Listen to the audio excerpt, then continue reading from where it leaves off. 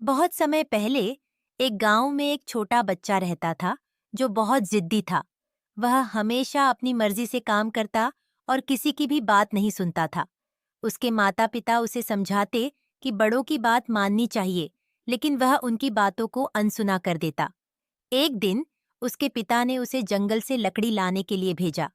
उन्होंने उसे चेतावनी दी कि जंगल का गहरा हिस्सा खतरनाक है और उसे वहीं से लकड़ी लानी चाहिए जहां पेड़ सुरक्षित हों।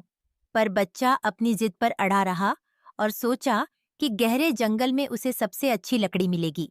बच्चा जंगल में अंदर तक चला गया और जैसे जैसे वह गहरे जाता गया, जंगल घना और डरावना लगने लगा। उसके पिता की चेतावनी उसे याद आई, लेकिन उसने उसे नजरअंदाज कर दिया और आगे बढ़ता रहा। अचानक वह एक बड़े भालू से टकरा गया।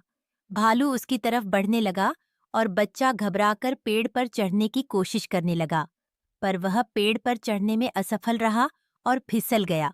भालू उसके और करीब आने लगा। बच्चा बहुत डर गया और उसे समझ नहीं आया कि क्या करे।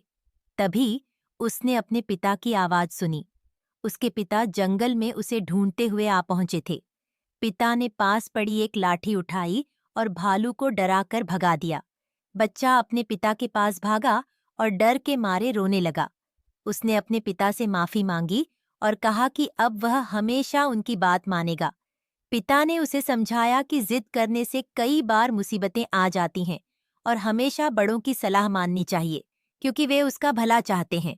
बच्चा समझ गया और उसने वादा किया कि वह अब से कभी जिद नहीं करेगा। जब वे घर लौटे तो बच्चा बहुत शांत था और अपने पिता की बातों को गहराई से सोच रहा था। गांव के लोग जब उसे देखते तो उन्हें समझ आ गया कि वह बदल चुका है। अब वह हमेशा बड़ों की बात मानता और समझदारी से काम करता। आज की कहानी हमें यह सिखाती है कि हमें हमेशा अपने बड़ों की सलाह माननी चाहिए, क्योंकि वे हमारा भला ही चाहते हैं।